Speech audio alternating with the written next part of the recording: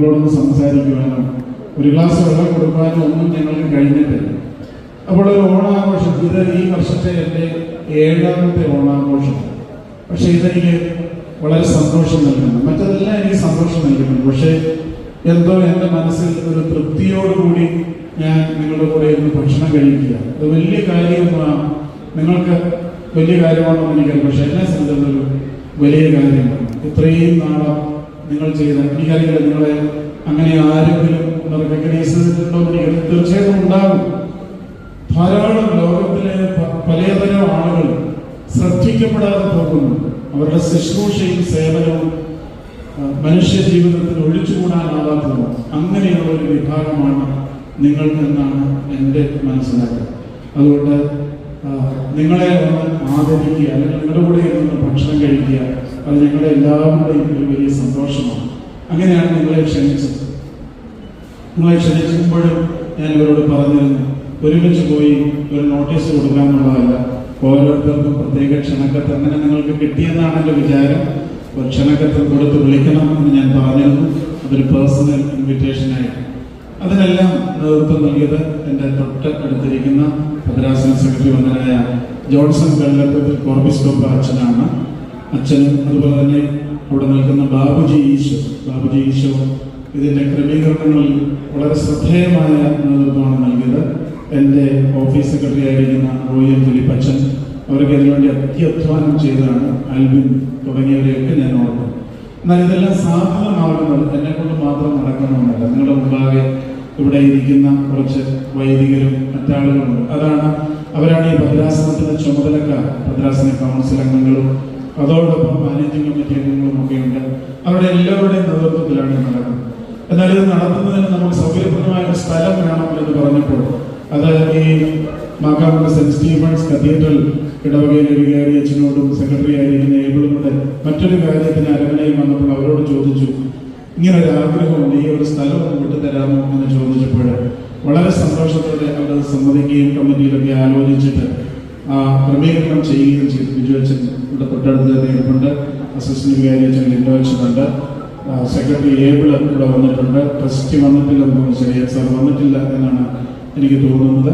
അപ്പോൾ അവരോട് എല്ലാവരോടും നന്ദി അറിയിക്കുന്നു. പ്രത്യേകിച്ച് ഞാൻ നിങ്ങളോട് നന്ദി അറിയിക്കുന്നു.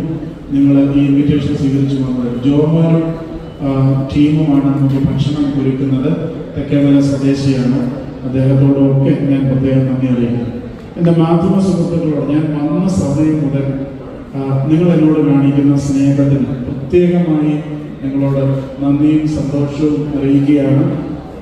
ഈ കാര്യത്തിലും ഞാൻ അധികം പബ്ലിസിറ്റി ഒന്നും വേണ്ട എന്ന് പറഞ്ഞിരുന്നുവെങ്കിൽ ഇങ്ങനെ ഇത്രയും ആളുകൾ എൻ്റെ മനസ്സിലേക്കും ആ മുഖം ഓർമ്മയില്ല. പക്ഷേ ഒരു ഓട്ടോറിക്ഷ സാരഥി എൻ്റെ ജീവിതത്തിൽ നൽകിയ ഒരു പ്രധാന സന്ദേശമാണ്.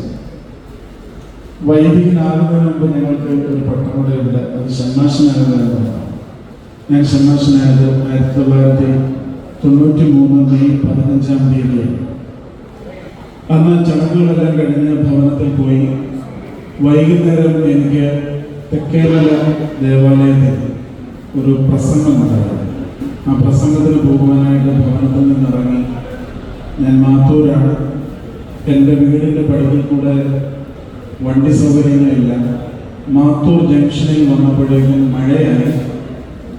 അപ്പോൾ ഒരു ഓട്ടം കഴിഞ്ഞ് തിരിച്ചു വരുന്ന ഒരു ഓട്ടോറിക്ഷ സാരഥി ഞാൻ കൈ കാണിച്ചപ്പോൾ ഓട്ടോറിക്ഷ നിർത്തി. ഞാൻ ആ ഓട്ടോറിക്ഷയിൽ കയറി. ഞാൻ മാത്രമേ ഉള്ളൂ. അദ്ദേഹം എന്നോട് പറഞ്ഞ ഒരു വാക്ക് എന്നെ വല്ലാതെ സ്പർശിച്ചതാണ്. അത് മറ്റൊന്നുമല്ല, അച്ഛാ, നല്ല വെള്ളവസ്ത്രമാണ്, ചെളി പുരളുന്നത് എളുപ്പമായി സൂക്ഷിക്കണം എന്ന് പറഞ്ഞു. അദ്ദേഹം എൻ്റെ വസ്ത്രത്തിൽ ചെളി പുരളുന്നതിനെ കുറിച്ചാണ് പറഞ്ഞതെങ്കിലും എൻ്റെ ജീവിതത്തിൻ്റെ ഒരു സന്ദേശമായിരുന്നു. അദ്ദേഹത്തിൻ്റെ മുഖം പോലും എനിക്ക് ഓർമ്മയില്ല. അതെന്നെ വല്ലാതെ സ്പർശിച്ച ഒന്നാണ്. എൻ്റെ ജീവിതത്തിൻ്റെ വിശുദ്ധി സൂക്ഷിക്കുവാൻ എനിക്കൊരു ഉപദേശം നൽകിയത് ഓട്ടോറിക്ഷ സാരഥിയാണ് എന്നുള്ളത് ഞാൻ നന്ദിയോടെ ഓർക്കുന്ന ഒന്നാണ്.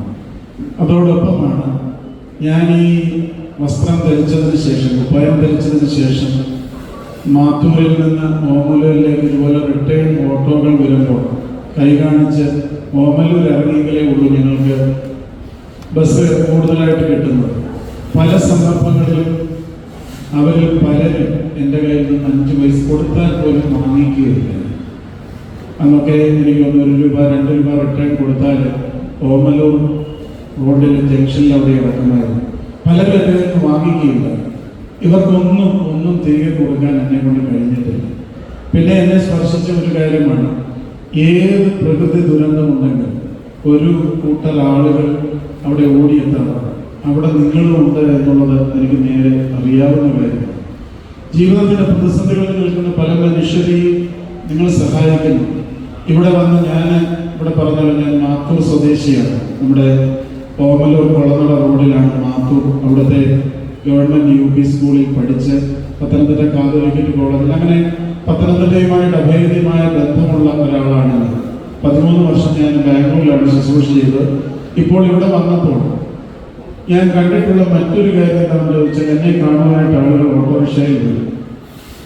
അവരെൻ്റെ അടുത്ത് വന്ന് സംസാരിക്കും. ആ സമയത്തൊക്കെ പലരും അവിടെ വെയിറ്റ് ചെയ്യുന്നത്. ഒരു വെള്ളം കൊടുക്കാൻ പോലും എന്നെ കൊണ്ട് കഴിഞ്ഞിട്ടില്ല.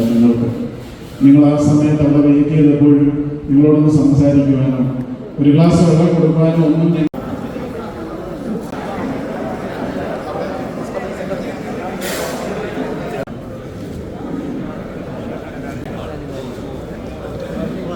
മക്കാങ്കുന്ന് പള്ളിയുടെ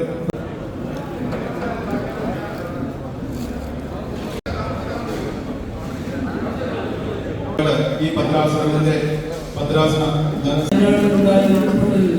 മാറിപ്പോയ നമ്മുടെ എല്ലാ സഹോദരങ്ങളെയും ഒരു നിമിഷം നമുക്ക് ഓർക്കാം. രാഷ്ട്രം പുനഃസമർപ്പിക്കാൻ സ്ഥലങ്ങളൊക്കെ നിർമ്മാണത്തിൽ ഏർപ്പെട്ടുകൊണ്ടിരിക്കുന്നു. അതൊക്കെ ഭംഗിയാണെന്ന് പൂർത്തീകരിക്കാൻ അവരോട് അനുഭവങ്ങൾ പ്രാർത്ഥിക്കുന്നു.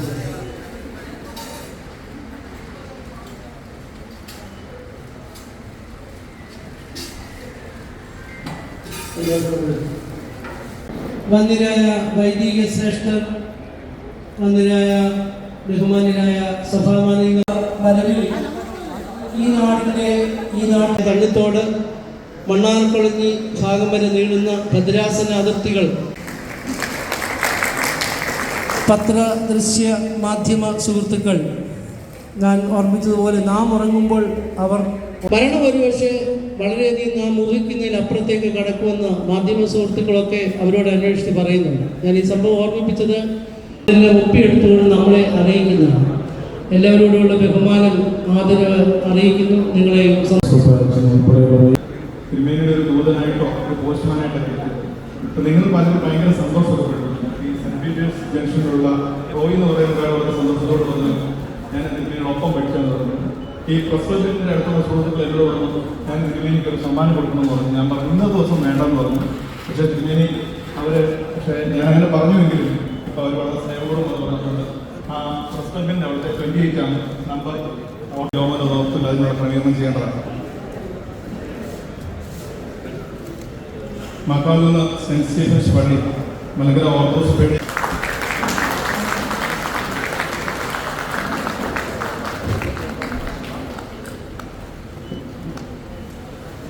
തിരുമേനിയുടെ അടുത്തിരിക്കുന്ന ഒരാളുടെ പേര് പറയാം. സ്തുതിക്കാനും ഇഷ്ടം ചെയ്യുവാനും എന്നെ എല്ലാവരെയും വേദിയാക്കണമെന്ന്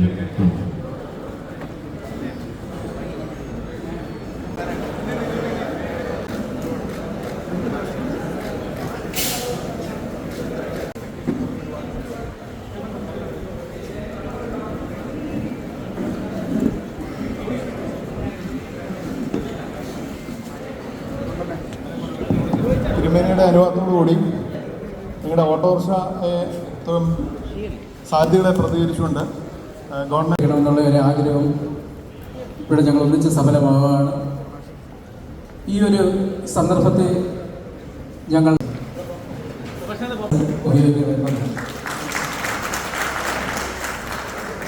മാധ്യമ വന്നിട്ടുണ്ട്. അവരെല്ലാം പ്രതികരിച്ചുകൊണ്ട് പ്രസ്തമിൻ്റെ പ്രസിഡന്റ് ബഹുമാന്യനായ ഷിജു സാറ് സംസാരിക്കുന്നു.